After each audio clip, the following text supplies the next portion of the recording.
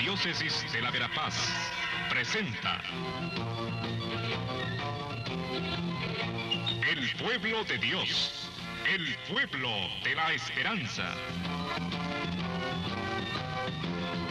Estimados amigos, una vez más tenemos el gusto de entrar en sus hogares a través de este programa, con el mensaje de crecimiento espiritual y familiar.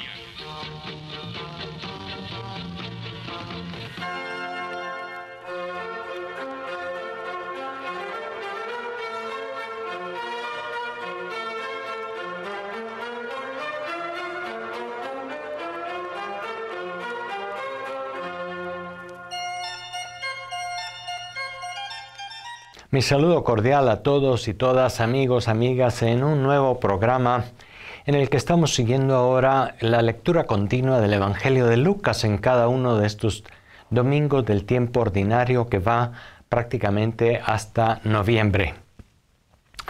Y estamos hoy con una narración en el capítulo 9 de San Lucas, que es una narración como muy central, trata un tema básico, muy importante en los evangelios y en el mensaje cristiano, puesto que se trata de la identidad de Jesús y de la consecuencia que eso tiene para quienes crean en Él.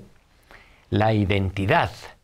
¿Quién es Jesús? Ese es el versículo principal de lo que hoy se lee, y es por eso, porque es tan importante, que encontramos el mismo pasaje también en Marcos, que seguramente es la primera versión que hubo del mismo.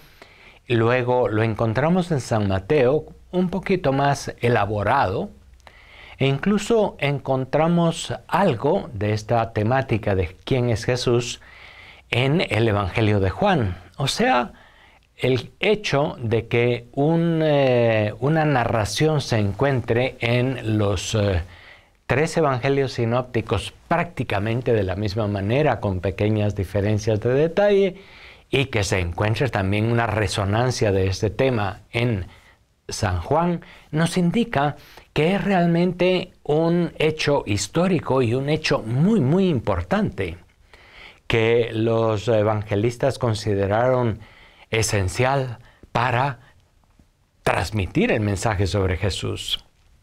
Y es que llegado un momento de su vida pública, después de haber predicado en Galilea, de haber pasado haciendo el bien y de haber hecho milagros y de que la gente se diera también cuenta de la sabiduría con que enseñaba, sin hacer grandes discursos, pero sí a la manera de los sabios del Antiguo Testamento y de otras religiones, con frases, con parábolas, con indicaciones muy precisas sobre algo. La gente pues se admiraba de Jesús, y no hay duda de que todos se iban haciendo una idea de quién es este, y se preguntaban, ¿quién es este? Surgía la pregunta dentro de sus parientes en Nazaret, ¿y este quién se cree que es? Porque nosotros se supone que lo conocemos, es nuestro vecino, es el hijo del carpintero y de María, aparentemente, es este hombre como todos. ¿Y de dónde le viene esa sabiduría? ¿Quién es? ¿Quién se cree que es?, decían sus parientes. Y los judíos de la autoridad se preguntaban también, ¿quién es este que pretende perdonar pecados? ¿Quién es este que habla con tal autoridad? La pregunta ¿quién es? Está a lo largo de varios lugares en el Evangelio. Y es que es siempre una pregunta fundamental. ¿Quién es la persona? Puesto que puede ser nada más que un fanfarrón, un engañador, o puede ser alguien que está manipulado por otros para hacernos creer alguna cosa. Pero si es realmente una persona honesta, una persona que está hablando y está actuando, obedeciendo a lo más hondo de su propio ser, pues eso es más digno de confianza. ¿Quién es? Si uno responde a esta pregunta sobre Jesús, crece o decrece su confianza y su adhesión a Él. Es por eso que es muy importante saber quién es. Es un impostor, es un mesías político revolucionario, es otro de los profetas, como uno de los detalles de la narración de San Lucas es un profeta que ha vuelto a la vida, tal vez porque había también dentro de la mentalidad común la expectativa de que algún profeta del Antiguo Testamento, en especial Elías, quizá volvía a la vida en algún momento de la historia del pueblo. Había muchas diferentes ideas sobre Jesús y no hay duda que de primas a primeras lo consideraban un maestro, lo consideraban un profeta, lo consideraban un hombre sabio en hechos y en palabras. Algunos lo consideraban un hombre bueno que se acercaba a los pobres y a los pequeños. ¿Quién es Jesús? El tema de la identidad. Y fíjense que es también un tema muy importante para cada persona, para cada ser humano. ¿Quién es? Es una de las preguntas fundamentales que se plantea el adolescente. Y el adolescente busca, digamos, figuras con quien identificarse y con quien ir buscando su propia identidad y necesita una ayuda para aclarar su propia identidad. ¿Quién soy? ¿Quién es? ¿Quiénes somos? Es pues una pregunta básica, fundamental. Y este capítulo 9 de San Lucas y los capítulos paralelos en San Mateo y en Marcos nos dan la respuesta fundamental que por supuesto es Pedro quien la ha dado. En este texto de San Lucas, Pedro, cuando Jesús pregunta, ¿y ustedes quién dicen que soy yo?, él responde, tú eres el Mesías de Dios. Allí hay una pequeña diferencia con lo que se decía en San Marcos, que simplemente decía, tú eres el Mesías. Detalles, pero que centran la atención. El Mesías de Dios, que literalmente quiere decir el ungido de Dios. Mesías es ungido. Cristo es el ungido. Eso significa en el griego y en el respectivo hebreo original. Y esa es la respuesta de Pedro. Tú eres el ungido de Dios.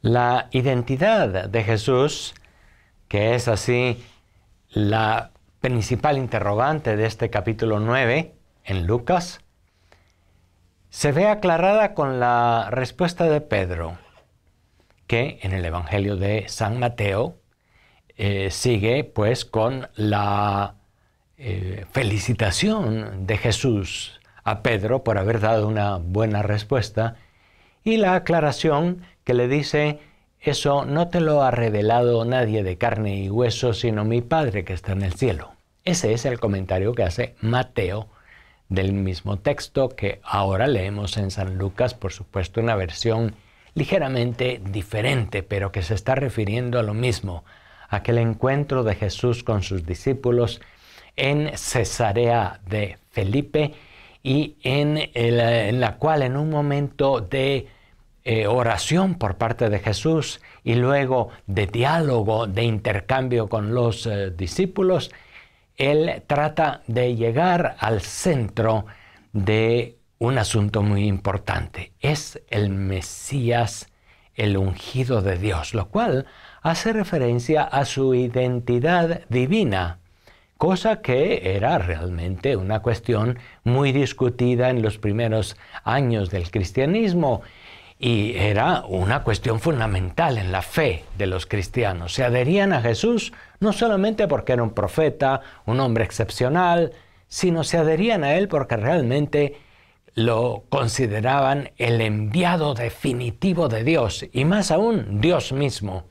Perdonaba pecados, tenía poder sobre la vida y la muerte, finalmente resucitó, se mostró con una gran libertad frente a los textos del Antiguo Testamento que se atrevió incluso a corregir, a modificar en cierto modo, y manifestaba pues también ante Dios una familiaridad y una cercanía grandísimas, una confianza muy grande al hablar en la oración al Padre. Todos esos detalles fueron haciendo que los primeros discípulos y luego los discípulos de las generaciones siguientes, los primeros cristianos, pues confiaran en que este no era únicamente el hombre, profeta, maestro, sabio, proveniente de Nazaret, sino que era verdaderamente el ungido de Dios, lo cual podemos también decir el Hijo de Dios vivo. Las otras manifestaciones de Jesús, tanto en el bautismo en el Jordán como en la transfiguración, hacen referencia también al tema, pero esta vez no dicho por uno de los discípulos, sino dicho por la voz del mismo Padre que viene del cielo y que dice: este es mi Hijo amado, escúchenlo. Estamos pues ante el centro de un asunto muy, muy importante. ¿Y cuál era la principal dificultad para aquella mentalidad y aquella sensibilidad religiosa de los judíos? La principal dificultad era que Dios, en el anuncio del Antiguo Testamento, en la revelación del Antiguo Testamento, era pues alguien totalmente diferente. No tenía, podríamos decir, nada más que ver con este mundo, más que haber sido el creador y el sustentador de todo.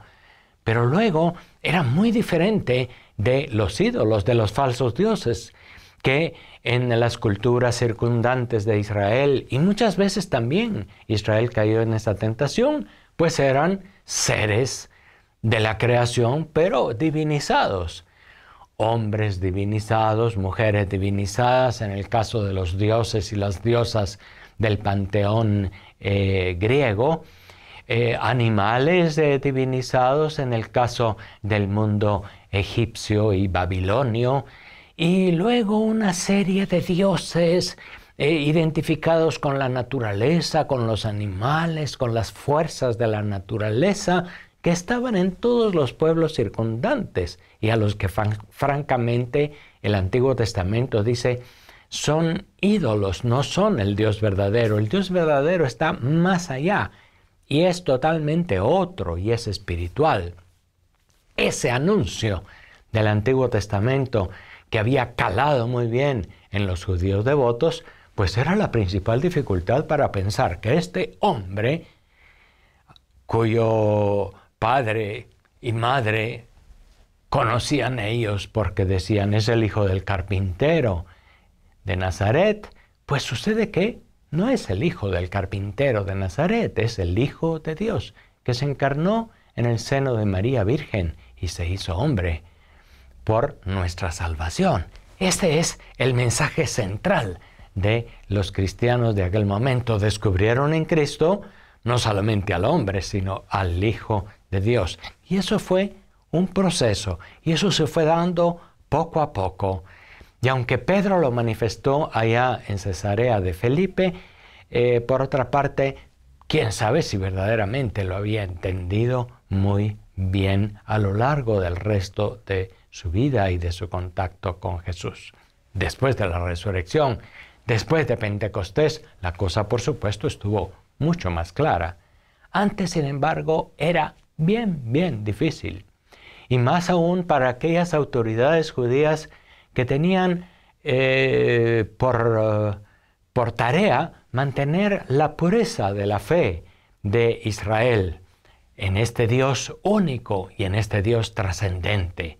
Jesús da un paso más allá, es Dios mismo encarnado Y es el Hijo de Dios que nos habla del Padre y que nos habla del Espíritu, como para dar un paso más en ese misterio del Dios único, que sin embargo fue difícil de entender bien para aquella primera comunidad cristiana.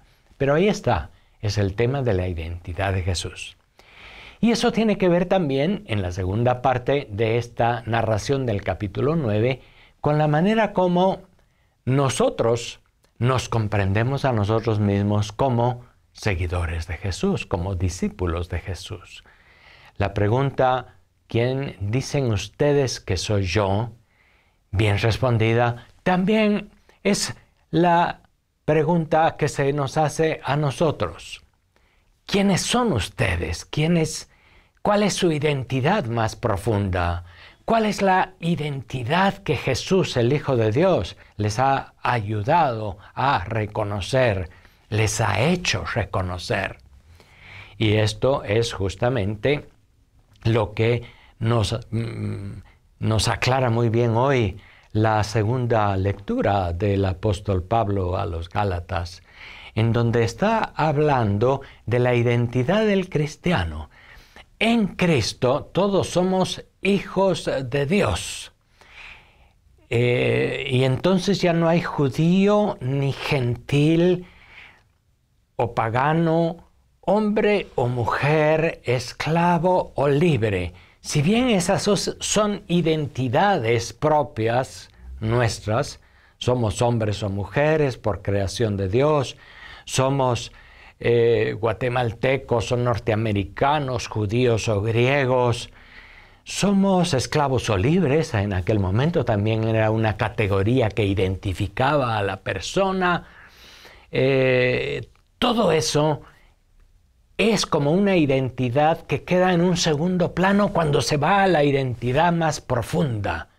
Cristo ha venido a enseñarnos que somos todos y todas hijos de Dios, hijas de Dios, como Él, que es verdadero hombre y al mismo tiempo es hijo de Dios. Jesús es al mismo tiempo aquel hombre de Nazaret, por lo tanto de cultura judía y de religión judía. Es aquel maestro, es aquel considerado profeta o Mesías, pero en el fondo es el Hijo de Dios. Igualmente, para cada ser humano, la identidad más profunda es su identidad de Hijo de Dios, porque estamos revestidos o injertados en Cristo, nos dice hoy la segunda lectura.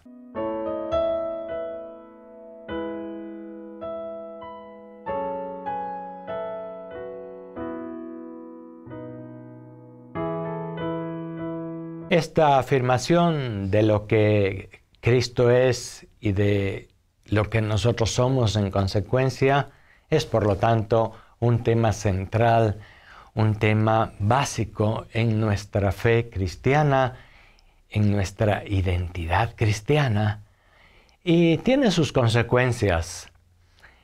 Eso significa actuar como Cristo. Hay un principio filosófico que dice, la acción sigue al ser.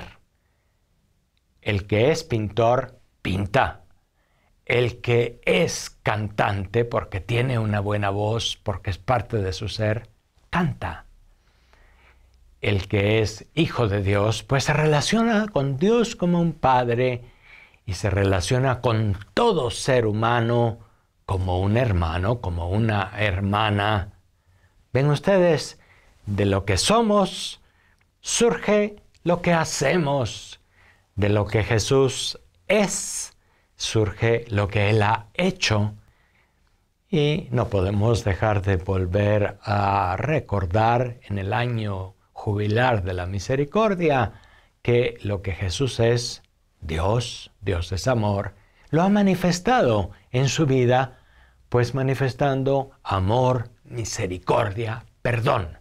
La acción sigue al ser, dice ese principio filosófico, y se aplica muy bien en este tema de la identidad, lo que somos, lo que hemos descubierto verdaderamente que somos, nos lleva a actuar de una nueva manera. Y por lo tanto, el cristianismo no es únicamente una nueva ley, una nueva norma que se impone para actuar así, algo que nos viene dado desde afuera. El cristianismo es esta ley que está inscrita en nuestro propio ser.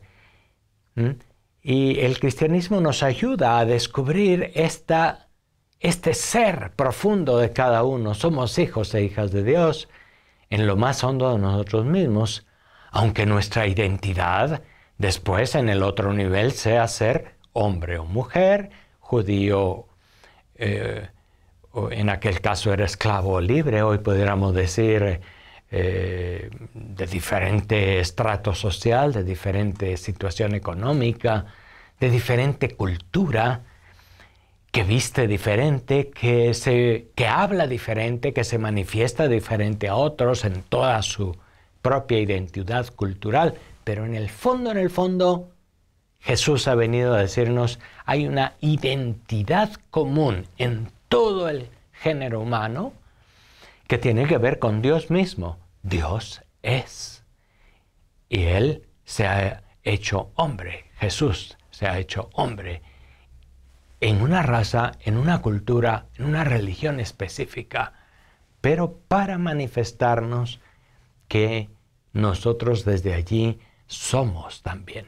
Esto fue una enseñanza, digamos, revolucionaria, fue un choque con el mundo judío y por lo tanto también a Jesús, por haber hablado de esto, le costó la condena injusta y la cruz, y la muerte en cruz. Es por eso también que después de hablar de esta identidad profunda de sí mismo, Jesús no desaprovecha la oportunidad para hablar de la cruz. Fíjense ustedes que a este texto de la identidad, de la pregunta por Jesús, sigue también la invitación a seguirle con la cruz. Justamente esta manera de considerarse hijo de Dios y esta manera de considerarse hermano de todos y todas de una manera total, esto le acarreó la condena y la cruz. Aunque pusieron la excusa de que pues estaba siendo un peligro para el mundo judío y por lo tanto también para el mundo romano, para la autoridad romana, esa era excusa. En el fondo, la motivación principal de condenar a Jesús a muerte era precisamente porque ellos consideraban que estaba poniendo en peligro la fe de Israel. Estaban poniendo en peligro aquella concepción de Dios como el totalmente otro y separado de nosotros, seres humanos, totalmente diferentes. Jesús vino a enseñar al ser humano su identidad más profunda y eso pues cambiaba muchas cosas de la manera como se veían en el Antiguo Testamento. De manera que en eso estamos, en este capítulo 9 tan bonito y tan central. No siempre fácil de entender. Fíjense que la palabra nos invita a irla contemplando, a ir orando esta palabra, a irla compartiendo con los demás. No se trata únicamente, por lo tanto, de creer una doctrina, se trata de lo que en el fondo nos hace actuar de manera diferente. No se trata solamente de una afirmación intelectual. Me adhiero a esta doctrina. Jesús es el Hijo de Dios, que se hizo hombre, que murió y resucitó por salvarnos, que resucitó y está sentado a la derecha del Padre, como decimos en el credo. No se trata únicamente de repetir una doctrina y de saber algo. Se trata de identificarnos con ese Jesús que es así y encontrar, por lo tanto, el sentido de nuestra propia vida, de nuestra relación con Dios y con los demás a partir de esta identidad profunda. El texto de Lucas 9 es, pues, en resumen, una invitación a profundizar en la propia identidad de Jesús, pero a profundizar en la identidad de cada uno. Cuando Jesús pregunta, ¿quién dicen ustedes que soy yo?, podríamos también decir, hay otra pregunta, ¿quién dices tú que eres tú mismo? ¿Cómo respondes tú? ¿Quién eres tú? Es una pregunta fundamental. El que la responde con convicción, con claridad, el que cree de veras en su respuesta, pues tendrá un sentido a su vida y tendrá una percepción muy clara de quién es. El que no sabe quién es andará jugando a otras identidades y andará pues peligrando en el camino de su vida. Ojalá que este mensaje de San Lucas en este capítulo 9 nos anime y nos ayude en la meditación, en la oración y sobre todo en la acción en esta semana que comienza. Hasta la próxima. Muchas gracias por su atención.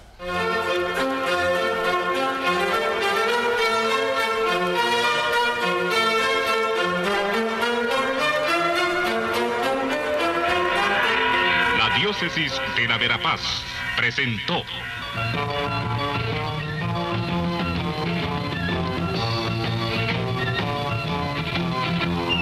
El pueblo de Dios, el pueblo de la esperanza. Agradecidos por su atención al mensaje de crecimiento espiritual y familiar. Hasta otra oportunidad.